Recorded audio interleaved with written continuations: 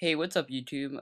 Comfy Deadass here. This is my second commentary that I'm making, and today I'm making it because of Halo Reach is coming out in about 2 weeks, and um, uh, Black Ops will be following that. And I'm just really making this video just to describe or basically lay out what I believe makes a good game. And so let's get started. What's up, Dad? Dad, look, I'm gonna be the one on the mic. Maybe I'm gonna be the one playing. So, what makes a good game is basically three fundamental things. The first one being a good campaign or storyline. Um, I'm going to be talking mainly about Halo 3 and Halo Reach. I mean, Halo Reach, or the Halo series and the Call of Duty series.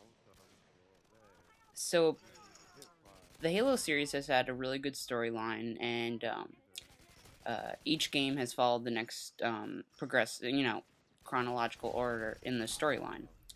Halo Reach is the exception, going back before Halo 3.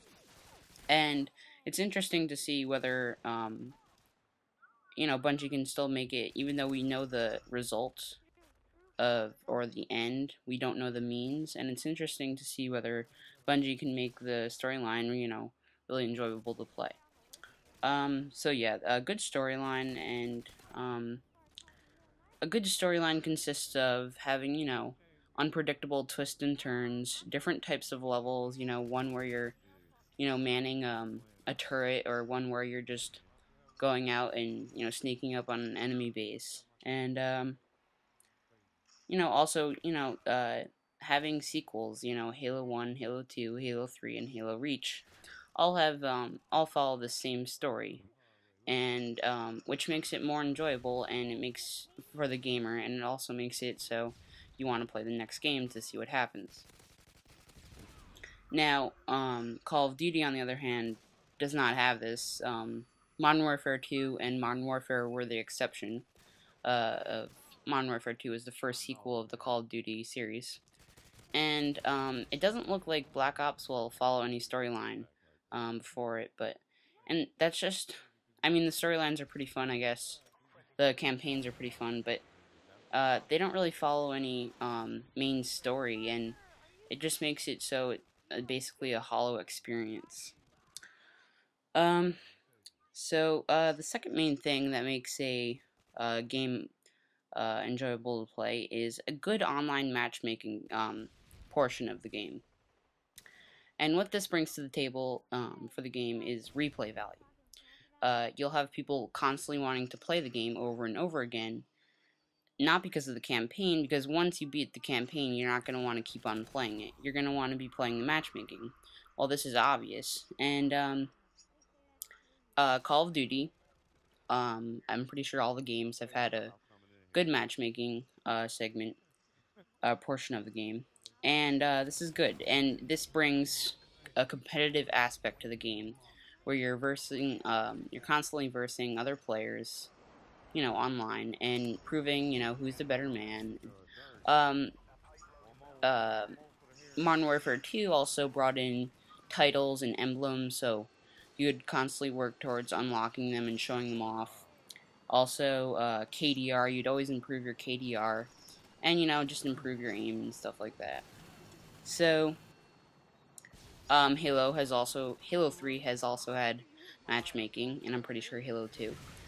And their matchmaking has been pretty good. And just a side note, I seem to like Halo Reach's level of, I don't know, skill better than Call of Duty's, because in Call of Duty it was more about like how many games you played, versus in Halo you could, play like 5,000 games and just never get to a 50, where you could just stay at like level 30 if you kind of sucked or something.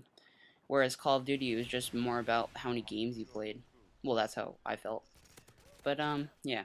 And the third thing is um, whether or not the game is enjoyable to play.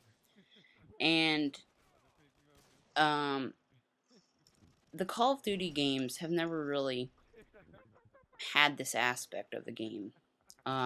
World at War did have Nazi zombies, which was good, but like with Halo Reach coming out, we see you know, the bringing in of Firefight.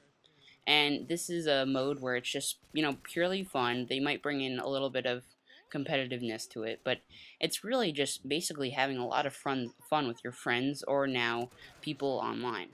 And I think this is key because people will eventually they'll always play the matchmaking, but it won't be as enjoyable, and they'll just get sick of it, you know. So that's basically what I have to say.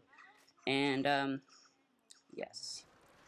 So basically, my conclusion is, unless Treyarch brings something new to the table this time around, I feel that once that shiny luster of new guns wears off, people will realize that nothing has changed and it is the same as all the other Call of Duty games.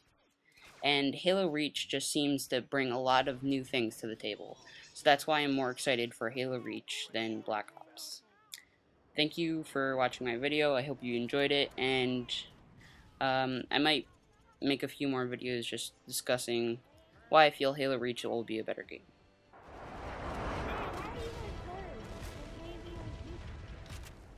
Because, man, I stay in the shop, man. Hey, look, man. Quit talking, man. 5:15.